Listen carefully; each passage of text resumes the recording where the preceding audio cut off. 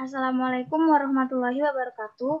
Waalaikumsalam Kami warahmatullahi wabarakatuh. dari kelompok 5 izin mempresentasikan hasil diskusi kami yang berjudul Klasifikasi Kata Kelas Tertutup.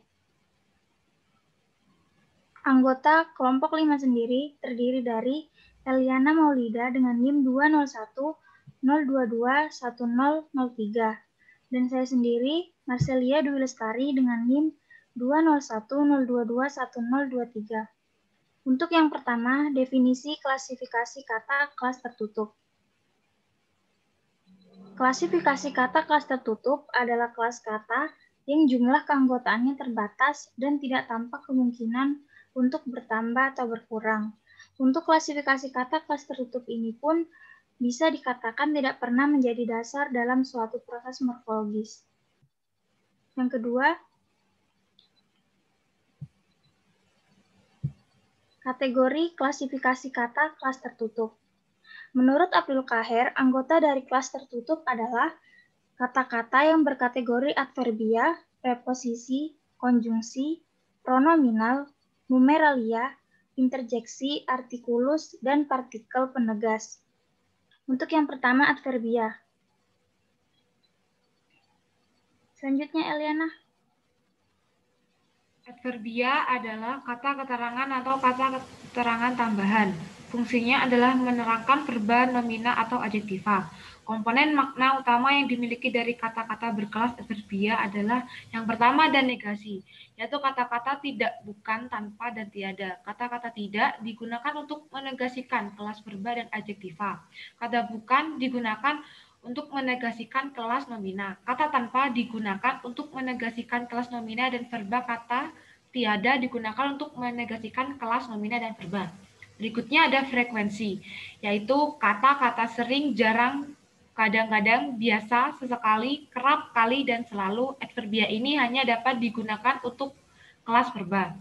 Selanjutnya ada kuantitas atau jumlah. Jumlah banyak, sedikit, cukup, kurang, semua, seluruh, sebagian, dan seberapa. Pada umumnya kata-kata adverbia ini dapat mendampingi nomina, namun ada juga yang dapat mendampingi verba.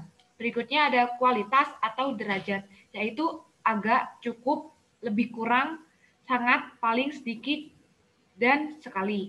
Umumnya adverbia ini hanya dapat mendampingi kata-kata yang dari kelas adjektiva. Pemateri selanjutnya dipersilakan. Untuk selanjutnya, waktu atau skala, yakni adverbia sudah, sedang, lagi, tengah, akan, hendak, dan mau. Adverbia ini pada dasarnya dapat mendampingi verba tindakan. Selanjutnya keselesaian, yaitu adverbia sudah, belum, baru, dan sedang. Adverbia ini digunakan untuk mendampingi kelas verba dan adjektiva. Selanjutnya pembatasan, yaitu adverbia hanya dan saja. Adverbia ini hanya digunakan untuk kelas verba, kelas nomina, dan kelas numeralia. Selanjutnya keharusan, yaitu boleh, wajib, harus, dan mesti. Adverbia ini hanya mendampingi kelas verba. Dan yang terakhir kepastian, yaitu adverbia pasti, tentu, mungkin, barangkali. Adverbia ini mendampingi kata-kata kelas verba. Untuk selanjutnya pronominal.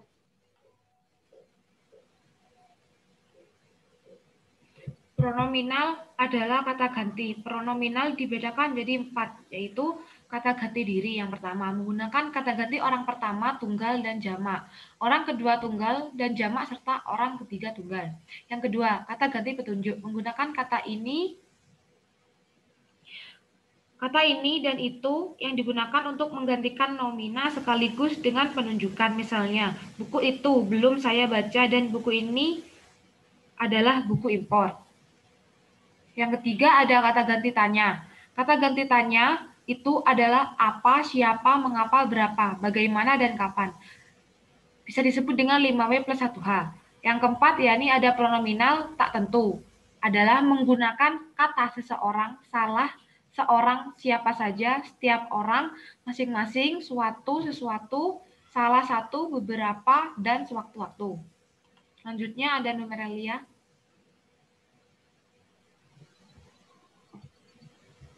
Selanjutnya, numeralia. Numeralia itu dibagi menjadi 2, Memerela sendiri itu kata bilangan dan dibagi menjadi dua. Yang pertama kata bilangan. Kata bilangan adalah kata-kata yang menyatakan bilangan, jumlah, nomor, urutan, dan himpunan. Kata bilangan itu seperti 1, 2, 3, 4, dan 6. Contohnya, kedua rumah itu disita oleh pengadilan. Yang kedua, kata bantu bilangan. Kata bantu bilangan adalah kata-kata yang digunakan sebagai tanda pengenal nomina tertentu dan ditempatkan di antara kata bilangan dengan nominanya. Biasanya kata bantu bilangan ini seperti orang untuk manusia, ekor untuk binatang, dan buah untuk benda umum. Contohnya, 2 orang Korea, 5 ekor gajah. Selanjutnya, preposisi. Preposisi atau kata depan adalah kata-kata yang digunakan untuk merangkaikan nomina dengan verba di dalam satu klausa. Misalnya, kata di dan dengan dalam kalimat. Contoh, nenek duduk di kursi, kakek menulis surat dengan pensil. Secara semantik, preposisi menyatakan makna-makna. Yang pertama A, tempat berada, yaitu preposisi di, pada, dalam, atas, dan antara. Yang kedua, arah asal, yaitu preposisi dari. Yang ketiga, arah tujuan, yaitu preposisi ke, kepada, akan, dan terhadap. Yang keempat, pelaku, yaitu preposisi oleh. Yang kelima, alat, yaitu preposisi dengan dan berkat. Yang keenam, ada perbandingan, yaitu preposisi daripada. Yang ketujuh, hal atau masalah, yaitu preposisi tentang dan mengenai. Yang kedelapan, akibat, yaitu preposisi hingga atau sehingga dan sampai. Yang kesembilan, ada tujuan, yaitu preposisi untuk buat, guna, dan bagi.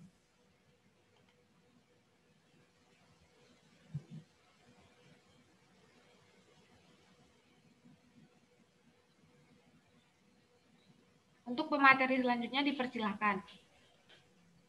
Untuk selanjutnya, konjungsi.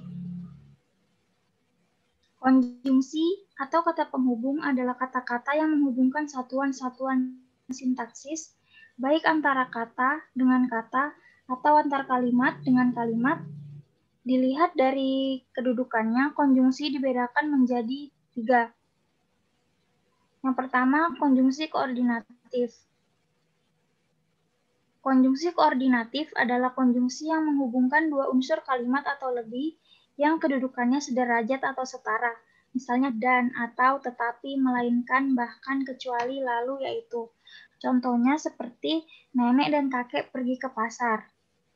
Yang kedua, konjungsi antar kalimat adalah konjungsi yang digunakan untuk menghubungkan kalimat yang satu dengan kalimat yang lainnya yang berada dalam satu kalimat dengan melihat antar kalimat sendiri dibagi menjadi 3.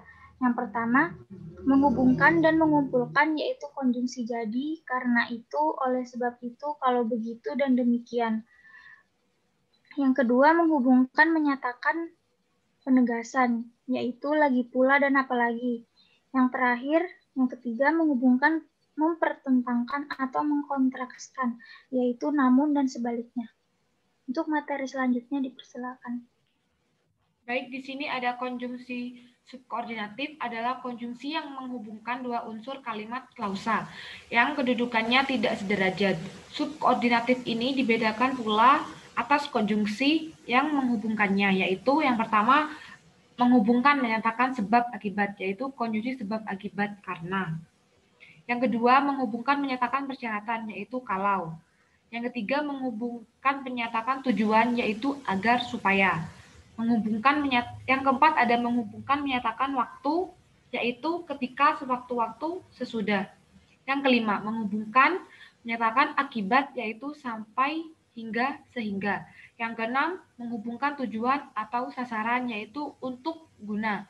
Yang ketujuh, menghubungkan menyatakan penegasan, yaitu biarpun dan meskipun. Kedelapan, menghubungkan menyatakan pengandaian, yaitu seandainya, andai kata. 9, menghubungkan menyatakan perbandingan, yaitu seperti sebagainya. Materi selanjutnya.